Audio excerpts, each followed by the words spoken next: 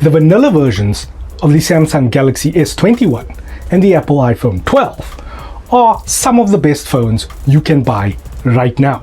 They have the best specs, they have great cameras, and if you think about it, they really aren't that different.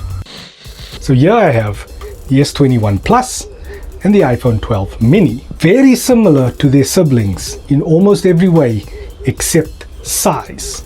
And it's the compromises that each company decided to make that makes these really, really compelling handsets. The S21 Plus has a bigger screen and a bigger battery. The iPhone 12 mini has a smaller screen and a smaller battery, but they remain fundamentally the same. And after about a week of swapping in between these two extremes, I have some thoughts. It should come as no surprise that I love the iPhone 12 mini. I do believe that this is the true successor to the 2016 iPhone SE, and this is a phone that I think the great Steve Jobs himself would have approved of. Yes, watching videos on it can be a chore because it's small. Yes, the battery isn't going to last you 2 days. But if you have other screens that you can rely on, then this is an excellent snackable option for the in-between times. iPhone 12 mini sheds 15 mils of size to its bigger sibling and about 12 to 15% battery size depending on how you do your averaging. But this is still 6 hours of screen on time with heavy daily use. And I'm talking about sitting inside on Wi-Fi and triaging all your social medias, watching a bit of YouTube, video calls, calling, a little bit of email. It's a normal working day during a pandemic, and this will last you. It will get you to 8 p.m. with like 15% left. Drop it on the charger, live your life. Awesome. That's the secret to this device. It's so small and pocketable that it just disappears. It's there when you need it, all the iPhone power, and then slip in your pocket and it's gone. And it doesn't weigh your pants down. On the other side, you have a phone that wants to be all things to all people all the time. The S21 Plus wants to be your primary computer, your only camera, and the star of the show. It doesn't want to just play a support act to the show that is your life. This thing wants to suck you in from your productivity to your entertainment. And you know I love me some Samsung Galaxy premium goodness with that Microsoft 365 integrations.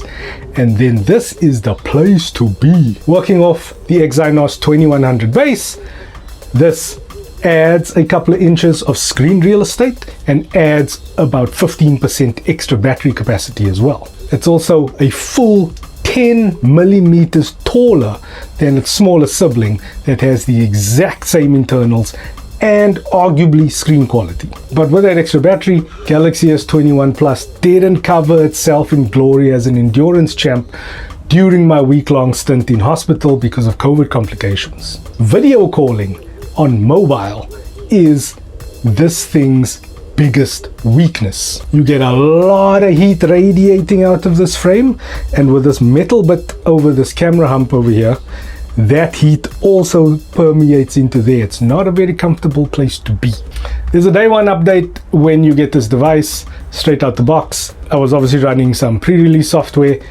It has addressed some of the inefficiencies that I could pick up, but this phone still does not get shy of pushing the temperature out. Like, don't expect too much beyond 6 hours of screen on time. This is not a 2-day phone either. That is the curse of Android and specifically Samsung Galaxies. So in our territory, we get the Exynos chips, not the Snapdragons.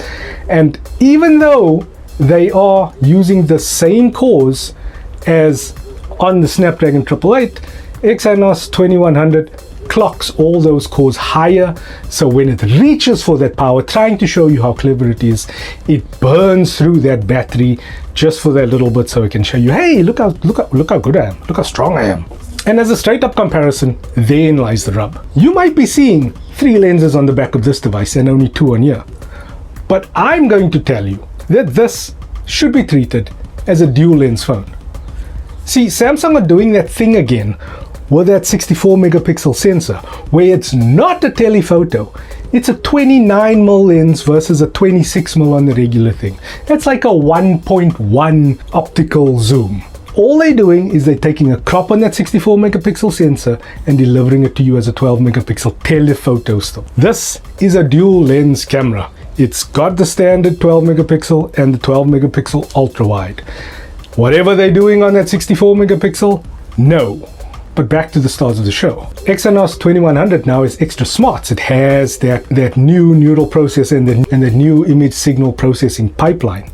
So now it's a full round trip through all three of those neural cores before it spits out your finished JPEG. So it's doing all the semantic rendering that Apple is doing at the pixel level, but Apple's been doing it longer. So there's a lot of comparisons to be made with the final JPEG quality, and you're not losing out either way. It's just how they're arriving there that's a little bit different, where Samsung is relying heavily on actual physics with a bigger sensor, and Apple is relying on their hardware and their software processing to arrive at the same point. I prefer the iPhone pictures just for sheer quality, but the better background blur, the better bokeh that you're getting off of this bigger sensor is creamy, and there is potential to push out higher resolution on here when you go into that 64 megapixel mode, which you really shouldn't do.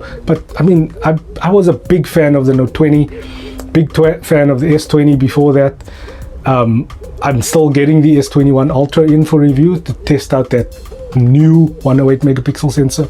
Remember, I told you, don't buy first gen Samsung stuff when they change sensors and lenses at the same time. So yeah, Samsung's refined it, but there's very little difference between the output that you're getting in this and that you're getting on the Note 20. When Samsung priced this at 21,500 Rand for the 128 gigabyte version, that put it in a no man's land between what was the Note 20s, what is the better option, which is the standard S21, and then the S21 Ultra, which is a big step up in battery endurance, in camera quality, in everything. Bigger, better, faster, stronger than this.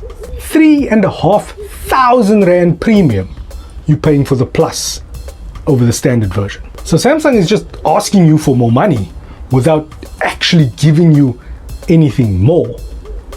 Because the battery life is going to be marginal. Maybe 5.5 hours screen on time on the S21 versus 6 hours on the S21 Plus. It's half an hour extra. If that is important to you, if you want that extra screen, if you have the money to burn, go for it. But I don't feel that you're getting enough here.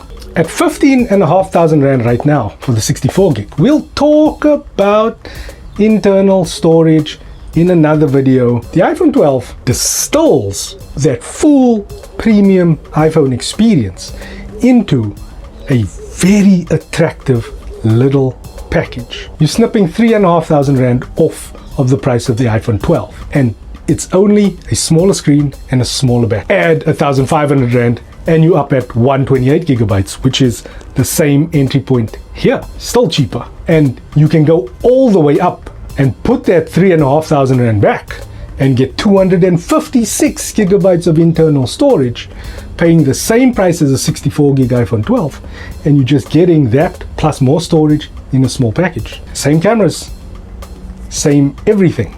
It's a full iPhone. So when it comes to the compromises made on these devices, I'd much rather have some money left over to buy a case and a power bank than have something big just for the sake of it being big. Choices are good, but this time I think Apple got it right, and Samsung, you got it a little bit wrong. But that's just my opinion. I'm Lindsay. I'll catch you in the next one. Cheers.